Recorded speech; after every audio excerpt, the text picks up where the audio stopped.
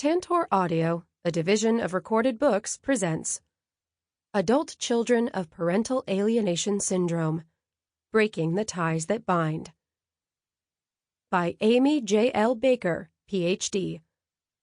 Narrated by Madeleine Dauer. Author's Note: This book is based on interviews with 40 individuals who believed that they had been turned against one parent by the other parent.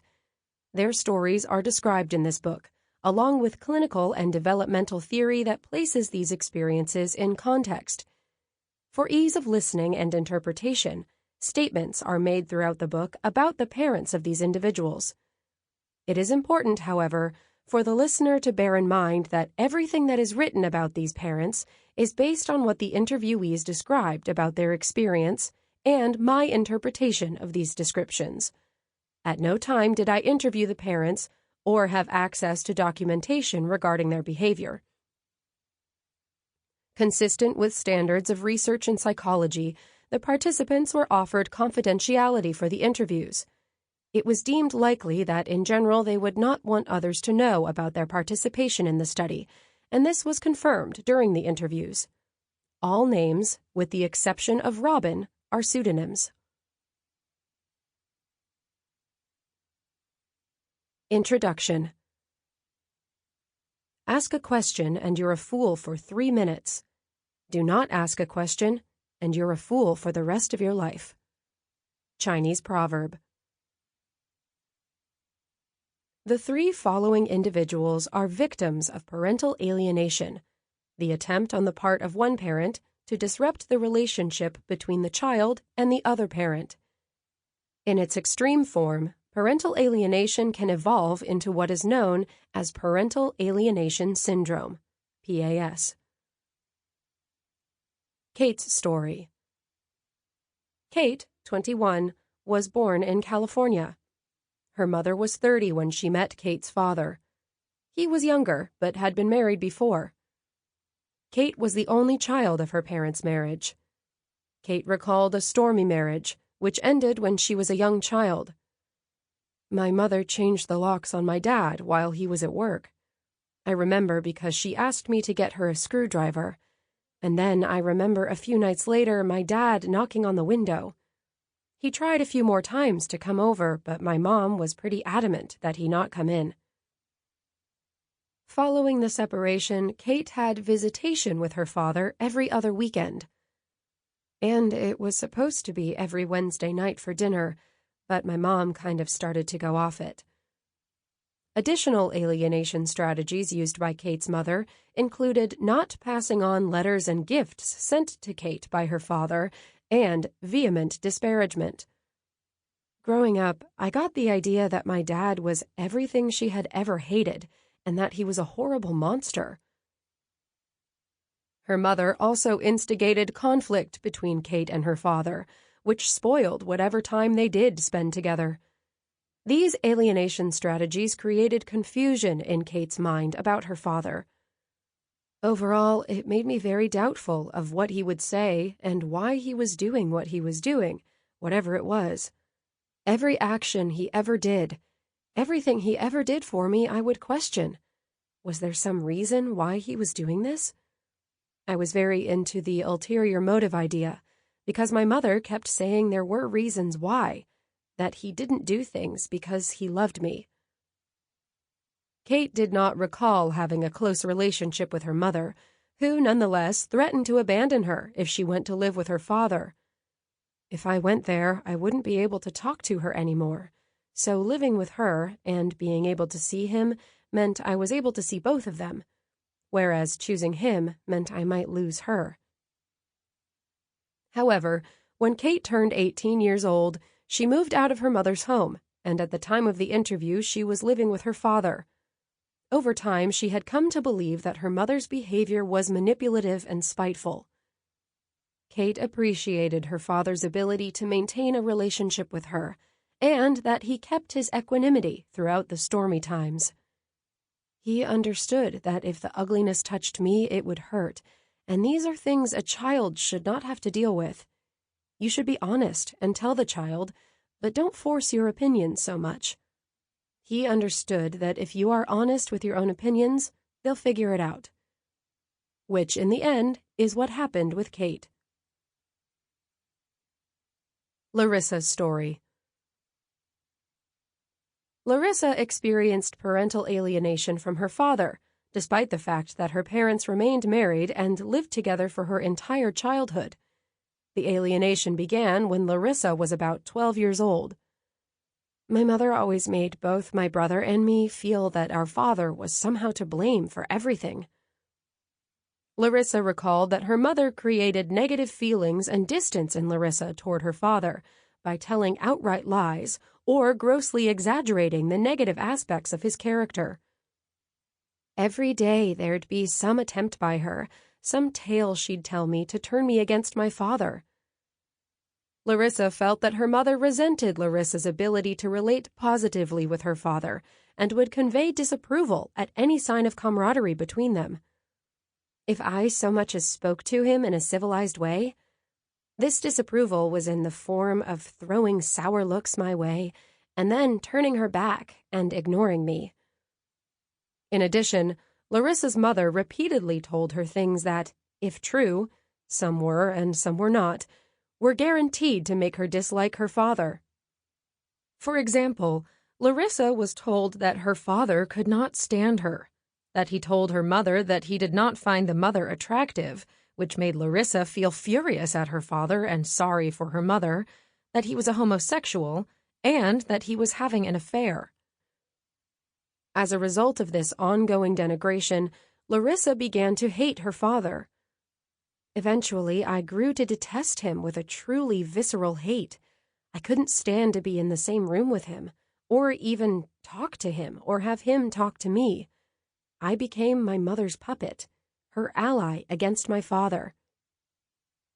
Larissa did not reevaluate her relationship with either of her parents until she was an adult, after going through a very difficult adolescence filled with low achievement, self-loathing, and depression. From being alienated from my father and hating him while being in thrall to my mother, I went to wondering about my father, not trusting my mother, and hating myself. I began to think I was capable only of hating people. It seemed as if perhaps I always needed someone to dislike, and I felt a very hateful person for this. As an adult, Larissa had tried to maintain some connection with her father until his death, but had not spoken to her mother for several years. Although she was happily married, she chose not to have children, which she attributed to a fear of them hating her, as she had hated her father. Jonah's story. Jonah was 8 years old when his parents divorced. His father, a man unafraid to use physical violence against his family, threatened Jonah's mother in order to obtain joint custody. Initially, Jonah lived half of each week with his mother and the other half with his father. During this period, Jonah was exposed to an intense campaign of denigration of his mother by his father, and Jonah came to believe that everyone else was wrong and my father was right, and my father was the only person who actually cared about me, and everyone else wanted to do me harm. Although Jonah spent half of each week with his mother, their relationship was conflict-ridden. Jonah's father had successfully created a system to interfere with the time that Jonah spent with her. Jonah would have to wait for his father's call at 4 o'clock every afternoon after school and 8 o'clock each evening. During these calls, his father would induce intense feelings of resentment in Jonah toward his mother for making him spend time with her. He was also trained to spy on her and report back to his father on her socializing and spending habits. Jonah, at his father's behest, became physically and verbally abusive toward his mother. Eventually, visitation became untenable, and Jonah moved in with his father full-time. All contact between Jonah and his mother ceased for several years, and Jonah lived completely in his father's world. Jonah was not allowed to speak to his siblings, who remained with his mother. He was taught to despise them. He was not even allowed to accept gifts from them. Jonah now understands that he lived in fear of his father's disapproval. My father was an alcoholic, and basically, when he would come home drunk, it was the fear that he instilled in me. If I didn't comply with his demands, that harm was going to come to either himself or the rest of my family. My father, when he would come home drunk at night, would make me confess, espouse my faith and allegiance to him, and if I didn't do it, he would kill himself. And during the rages when he came home drunk, this continued for about 3 or 4 years, he would get his gun out and say he would kill himself if I didn't do that. It was not until many years later that Jonah came to realize that his father's control over him was outside the bounds of normal parent-child relationships, and that in order to appease his father, he had made many personal sacrifices, including foregoing a relationship with his mother. The Parental Alienation Syndrome. According to noted psychiatrist, researcher, and child advocate Richard Gardner, PAS occurs when one parent, in a post-divorced custody arrangement, successfully manipulates the children to turn against the other parent. In its most extreme form, children report that they despise or are frightened of their parent and steadfastly refuse to have any relationship whatsoever with him or her. PAS, Gardner noted, is a disturbance in which children are preoccupied with unjustified deprecation and criticism of a parent. Although the debate regarding the existence of PAS as a formal psychological syndrome continues to be waged in the professional and legal communities, few deny that some children placed in the middle of intense post-divorce conflict align with one parent against the other. When this occurs in the absence of a rational and legitimate cause, such as abuse or neglect, parental alienation syndrome has occurred. According to psychologist Douglas Darnell, there are 3 types of parents who undertake to alienate their children from the other parent: naive, active, and obsessed. In his experience, most, if not all parents, occasionally will behave as naive alienators, making negative comments about the other parent such as, "Your father better be on time. He has no idea how wrong it is to be late picking you up." Despite momentary lapses, naive alienators usually support the child's relationship with the other parent. It is with the more determined and intense alienation, active and obsessed, that problems arise. Active alienators understand that they should try to support the child's relationship with the other parent, but sometimes let their intense hurt or anger cause them to lose control over their behavior or over what they say. Later, they may regret how they behaved. It is not their objective to destroy the child's relationship with the other parent, but they cannot always control their anger and frustration, especially during prolonged court battles over custody and visitation. In contrast, obsessed alienators intentionally aim to destroy the relationship between the child and the other parent. They cannot separate their own negative feelings toward the other parent from the child's independent relationship. They convince themselves that the other parent is harmful, and it is their duty to save the children from this parent. According to Darnell, a typical statement would be, "I love my children. If the court cannot protect them from their abusive father, I will. Even though he has never abused the children, I know it is just a matter of time. The children are frightened of their father. If they do not want to see him, I am not going to force them. They are old enough to make up their own minds."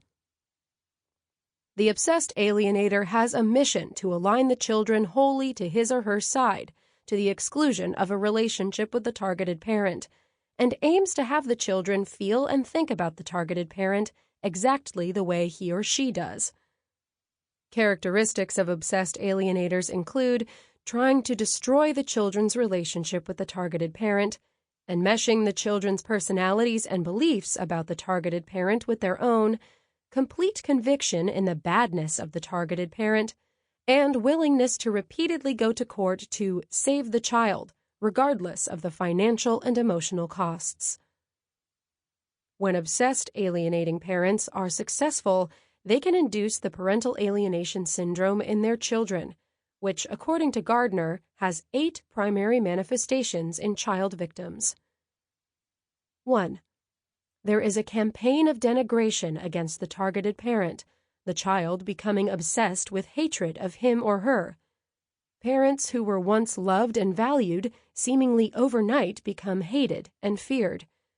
This often happens so quickly that the targeted parent cannot believe that a loving child has turned into a hateful, spiteful person who refuses to so much as share a meal.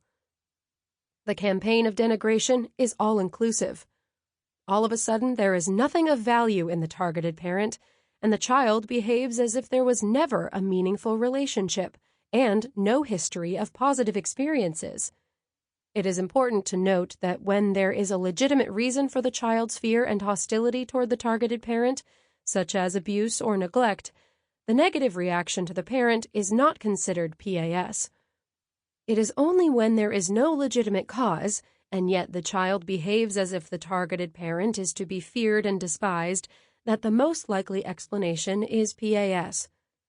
Gardner also highlighted the fact that the hatred expressed by a PAS child reflects much of what the alienating parent has encouraged the child to believe about the targeted parent, but also includes a unique contribution made by the child.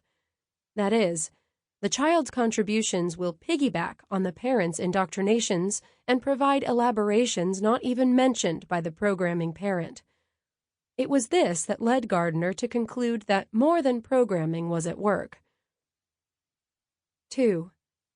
There are weak, frivolous, and absurd rationalizations for the depreciation of the targeted parent. The objections made in the campaign of denigration are often not of the magnitude that would lead a child to hate a parent, such as slurping soup or serving spicy food. 3. There is a lack of ambivalence about the alienating parent on the child's part. It is a truism of development that children are ambivalent about both of their parents. Even the best of parents are imperfect or set limits for their children that cause resentment and frustration. A hallmark of PAS, however, is that the child expresses no ambivalence about the alienating parent, demonstrating an automatic, reflexive, idealized support. The child acts as if she or he has no mixed feelings or never has negative reactions to the alienating parent. One parent becomes all good, while the other becomes all bad. Even much older children who typically expressed mixed feelings about all sorts of people in their lives, teachers, friends, coaches, and so forth, claim to have no mixed feelings whatsoever for their alienating parent. As one PAS child proudly proclaimed, "I love my father to death." 4. Children strongly assert that the decision to reject the other parent is their own. This is what Gardner called the independent thinker phenomenon, in which children adamantly claim that the negative feelings are wholly their own, and the alienating parents defend the children's right to make their own decisions regarding visitation. This independent thinker phenomenon contributes to the difficulty in countering PAS. An observer might conclude that such children have been brainwashed or unduly influenced, but their experience is authentic to themselves. The more one tries to talk PAS children out of their beliefs, the more attached to those beliefs they become. The ownership children take of the alienation through the independent thinker phenomenon is one of the strongest weapons alienating parents have at their disposal. Such children no longer require the alienating parent to tell them what to believe, because they have adopted those beliefs themselves. 5. There is an absence of guilt about the treatment of the targeted parent. PAS children will make statements such as, "He doesn't deserve to see me." Gratitude for gifts, favors, or financial support provided by the targeted parent is non-existent. PAS children will try to get whatever they can from the targeted parent, believing that it is owed to them and that the parent is a despicable person who does not deserve to be treated with respect or gratitude. Psychologist Richard Warshak has noted the particularly negative effect of this aspect of PAS on the character of the children, who are encouraged to be selfish, manipulative, and exploitive. 6. These children show reflexive support for the alienating parent in the parental conflict, with no willingness or attempt to be impartial when faced with interparental conflicts, and no interest in hearing the targeted parent's point of view. As Gardner noted, PAS children often make the case for the alienating parent better than the parent does. Nothing the targeted parent could do or say would make any difference to the PAS child. Their mind has been made up for them, and the book is closed. 7. Using borrowed scenarios, PAS children often make accusations about the targeted parent that utilize phrases and ideas adopted wholesale from the alienating parent. One clue that a scenario is borrowed from an alienating parent is the child's use of language and ideas that he or she does not seem to understand, such as making accusations that cannot be supported with detail or using words that cannot be defined. This is what lends PAS its feel of programming. Children will adamantly claim things to be true when they do not even understand the words they are saying. 8. Not only is the targeted parent denigrated, despised, and avoided, but so too is the parent's entire family. Formerly beloved grandparents, aunts, uncles, and cousins are suddenly avoided and rejected. According to Gardner, PAS can be experienced at 3 levels: mild, moderate, and severe. These levels may or may not coincide with the naive, active, and obsessed alienating behaviors on the part of the parent. Mild cases are characterized by some parental programming against the targeted parent, but visitation is not seriously affected, and the child manages to negotiate the transitions to be with the targeted parent without too much difficulty. The child has a reasonably healthy relationship with both parents. In cases of moderate PAS, there is significant parental programming against the targeted parent and considerable struggle around visitation. The child often has difficulty during the transition, but eventually adjusts to the visits. The relationship between the child and the alienating parent is reasonably healthy, despite the shared negative beliefs about the targeted parent. The child with severe PAS is adamant about his or her hatred of the targeted parent, refusing visitation, and threatening to run away if forced. The alienating parent and the child have an unhealthy alliance, often based on shared paranoid fantasies about the targeted parent. In these cases, the relationship between the child and the targeted parent is completely destroyed. The number of cases of severe parental alienation is unknown, in part because the concept is relatively new, and there is no formal mechanism for measuring or tracking it. What is known is that the number of children involved in divorce increased from 6 in 1,000 in 1950 to 17 in 1,000 by the 1980s. Maccabee, Mnookin, Deppner, and Peters found that 1/4 of all divorces in their sample met the criterion of being high conflict more than 1 year after the separation, while Garrity and Barris contend that 1/3 of all children of divorce are caught in the middle of animosity between their parents. Opperman estimated that approximately 20 million U.S. children are already victims of mild, moderate, or severe alienating behavior, and another 25 million children will likely face some form of alienating behavior between the time of the divorce and attaining adulthood. When PAS meets the criteria for the severe level, and the relationship between the child and the targeted parent is destroyed, Gardner believed that the most appropriate response was a court-ordered therapeutic intervention to create an opportunity for the child to experience the targeted parent outside the confines of the alienation. For example, Weitzman developed a procedure for reunifying alienated children and targeted parents that utilized a one-way mirror and drew on systematic desensitization theory. Gardner contended that in the absence of a combined legal and therapeutic approach, PAS would remain intact, and the child and targeted parent would be lost to each other. While this may be the case, only now are researchers beginning to look at the long-term development and impact of the parental alienation syndrome on children. That was the primary impetus for this book, to learn what happened to children who had PAS, both in terms of the progress of PAS and in terms of the impact of the PAS on their development.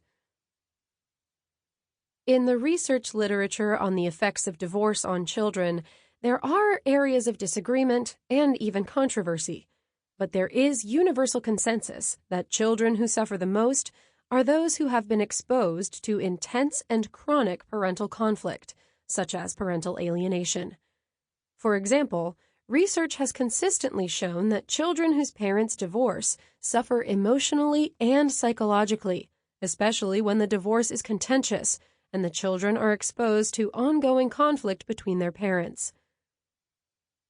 To date, no empirical investigation has been conducted to document the effects of parental alienation syndrome, although Rand, and Kopetsky did conduct a follow-up study to determine the course of PAS in cases with various legal interventions. It has been argued that the effect of PAS is likely to be profound because children are exposed to malevolent and intense emotions between parents. For example, Waldron and Johannes speculated that the severity of the effects depends on several factors, such as the extent of the brainwashing the child was subjected to, the amount of time the child spent enmeshed with the alienating parent, the age of the child, the number of healthy support people in the child's life, and the degree to which the child believes the delusion. However, to date, the actual experience of the alienated individuals once they reach adulthood is notably absent from the literature. That was the motivation for this book, to give a voice to individuals who had been at the center of intense conflict between their parents. These are people whom so many others have spoken for, but who have not yet had a chance to speak for themselves. Overview of the research study.